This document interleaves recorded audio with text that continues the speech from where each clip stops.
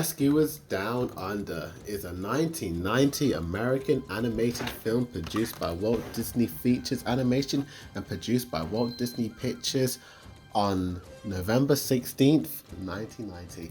What's good? It's a Boy Dude Reviews, and today we are going to review the 29th Disney animated feature film in the Disney canon. The film is a sequel to the 1977 animated film The Rescuers, and the film stars Adam Ryan as Cody, a boy living in the Australian outback, frees a rare golden eagle from a trap when an evil poacher voiced by George C. Scott kidnaps Cody to catch the eagle. A group of local animals contact the Rescue Aid Society in New York City, who assign their top mice, Bernard, voiced by Bob Newhart, and Bianca, voiced by the late Eva Gabor, to the case. To save Cody and the eagle, the agents fly to Australia on a clumsy albatross, John Candy, and enlist the help of an adventurous kangaroo, Tristan Rogers, who does the voice of him. And this film became the first ever, and so far, the first ever Disney animated feature film to have a sequel released in the cinema, and it was the second film during the Disney Renaissance, which began prior to The Little Mermaid, but was an underperformer at the box office to the other films. And the film became the first film to completely create digitally and not use a camera, and it was the first digital animated film by Walt Disney. And what do I think about this film? Personally, I think the animation is considerably better on this film, and this is where we come straight to the positives of this film. Is that the animation look is so much better. The character motion and facial expressions look so much better and fluid, and it just has that richness to it. This movie has a very rich look to it, and when you compare it to the Xerox era of the Rescuers film, it's a very polished looking movie, because this movie was released during the Disney Renaissance era, where they kind of moved away from the Xerox process. And if you don't know what Xerox is, it's basically when during the 60s and late 70s, Disney started to use the actual pencil drawings for the main outline of the characters, so you have that scratchy look on Disney animations. This is prominent in 101 Dalmatians or Robin Hood. You will notice that very scratchy looking outline. But the Disney Renaissance era, I think from Oliver and Company onwards, they kind of started to go back to how Disney animations looked, using ink and paint.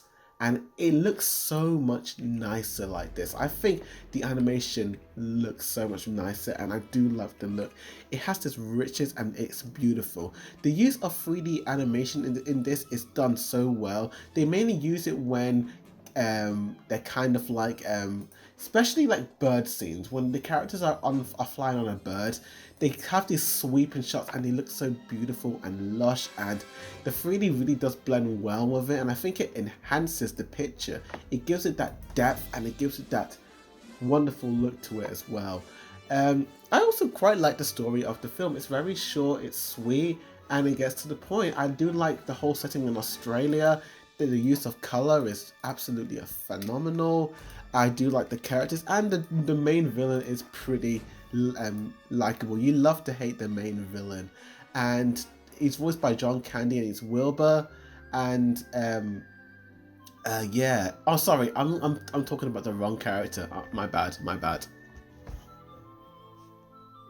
What I meant to say was George C. Scott, who does the villain, and he's the sinister poacher who just wants to capture this golden eagle for money, and the animation on him is just amazing. The voice acting is phenomenal. I absolutely love that character as well. I really do like the main two characters, Bernard and Miss Bianca. They make a great cute couple, but that great cute couple that relationship might be thrown to jeopardy when this really I was gonna say, it's not a mouse, it's kind of a kangaroo and a mouse combined. It's a kangaroo mouse called Jake Tristan Rogers, who has the hots for Bianca, and their relationship is in the turmoil, but it's really interesting. It's I do like the dynamics of the character, and it's just a beautiful looking movie. In terms of the mix, I don't really have any negatives to say about this film. It is a nice film. I would say my only mixed aspect is that the story isn't as strong as the first one. The first one, kind of think the villain and the whole story of the first movie was just so much better, you know. It just had this urgency to it in a way, and I really like that one. Maybe it's more nostalgia purpose because I remember that movie more than this one.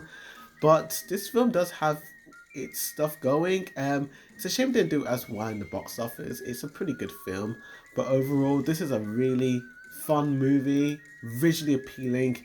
And that's it. I'm going to give this film a 7.5 out of 10. I'm going to give it a B plus. Go check this movie right now. Get on Blu-ray. But thanks for watching, and as always, please like, share, and subscribe to this channel for more Disney reviews. Check out The Rescuers original film on the left, and on the right I've got an entire playlist of all the Disney movies I have released up to now, and I'm going to continue. Thank you for watching. As always, a Boarded Reviews signing out.